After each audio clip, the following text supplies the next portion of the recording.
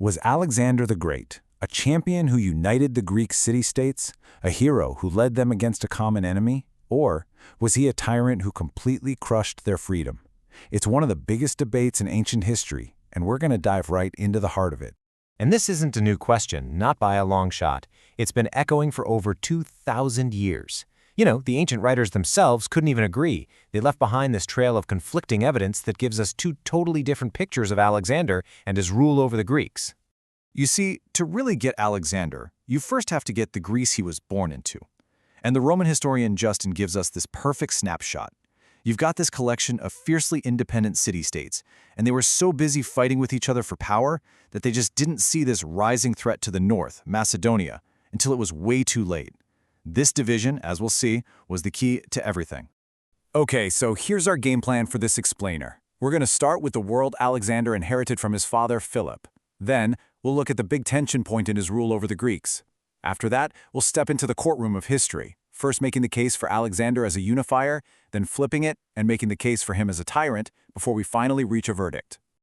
First things first, we've got to talk about the man who set the whole stage, Philip II. You just can't understand Alexander's relationship with the Greeks without first understanding the complicated and, frankly, tense situation his dad left him. Philip was, a total force of nature. He turned the Macedonian army into this terrifyingly efficient war machine, built around the phalanx and its ridiculous 18-foot pikes, the Saracens. He was a master strategist. He'd use diplomacy, he'd use bribery, but if that didn't work, he'd use overwhelming force. The big moment came in 338 BC at Chaeronea, where he just crushed the combined armies of Athens and Thebes. And in the aftermath, he sets up the League of Corinth, basically a federation of all the Greek states, well, except for the stubborn Spartans, and gets himself named the supreme commander, the hegemon. And right there, that brings us to the central problem of Macedonian rule. The League of Corinth was the foundation of it all. But was it a real partnership, or was it just a gilded cage? That is the question. Now, that title Alexander inherited, hegemon, it's a very, very carefully chosen word. It means leader, not king or emperor. It was smart branding, really. It made the whole relationship sound like a voluntary alliance, with Philip and then Alexander as just the first among equals. But was that the reality? Well, the ancient sources are completely split on this. Diodorus Siculus paints it as a willing coalition. He says the Greeks elected Philip to lead them in a glorious war against Persia. But then you get Justin, who gives us the Spartan point of view, and they saw it as something forced upon them by a conqueror. They didn't call it peace, they called it slavery. So this is the powder keg that Alexander inherits, and he's only 20 years old.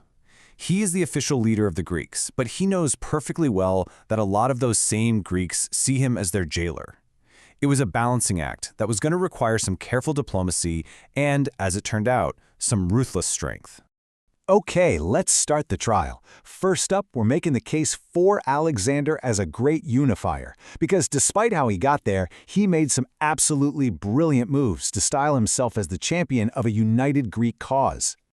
This sequence right here shows he was an absolute master of propaganda. The historian Arrian tells us that the second Alexander lands in Asia, he goes straight to Troy, the legendary site from the Iliad. He's literally framing his invasion as a sequel, with himself as the new Achilles. After his first big win, he sends a huge cache of captured Persian armor to Athens, sharing the glory. And later, when he burns the palace at Persepolis to the ground, he says it's payback for the Persian sack of Athens. Every single move was calculated to tell this powerful story of Greek unity. And this inscription, the one he put on those spoils he sent to Athens, it says it all. Alexander and the Greeks. He puts them right there, side by side with him. But notice that little jab, except the Spartans. It's a political masterstroke. He's not only positioning himself as the leader of the Greeks, but he's also isolating his biggest Greek rivals at the exact same time. Okay, but for every one of those unifying actions, there's another one that paints a much, much darker picture. So now let's flip the script and look at the case against Alexander. The evidence that says he ruled the Greeks not through leadership, but through absolute terror. The prosecution's Exhibit A is the city of Thebes. In 335 BC, right after he took the throne, Thebes rebelled. Alexander didn't just defeat them, he annihilated the city. A great, ancient Greek metropolis, a rival to Athens and Sparta, was completely erased from the map. And Plutarch tells us this wasn't some crime of passion. It was a cold, calculated act.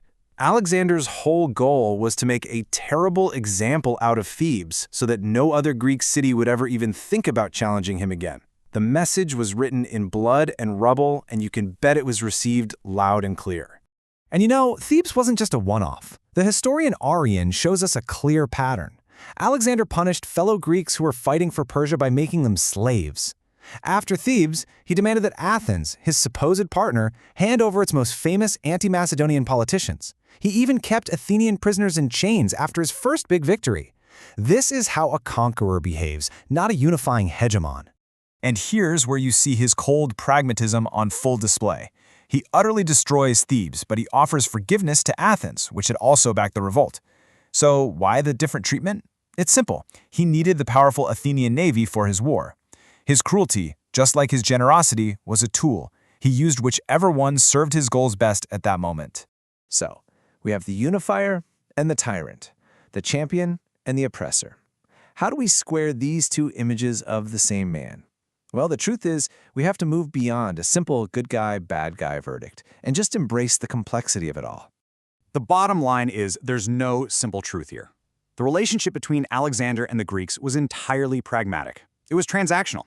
He used the Greeks, their history, and their soldiers to legitimize his war against Persia. And the moment they got in his way, he suppressed them without mercy. It was a relationship driven by one thing and one thing only: his own massive ambition. This right here, this captures the two faces of Alexander's rule perfectly. On one side, you've got this charismatic leader of a historic pan-Hellenic crusade. On the other, a brutal conqueror who would stop at nothing to secure his power. And the thing is, both of these are true. Both are backed up by the ancient sources. And then there's this final fascinating little tidbit from Plutarch. He claims that later in life, Alexander actually came to regret what he did to Thebes. This adds a really compelling human layer to it all.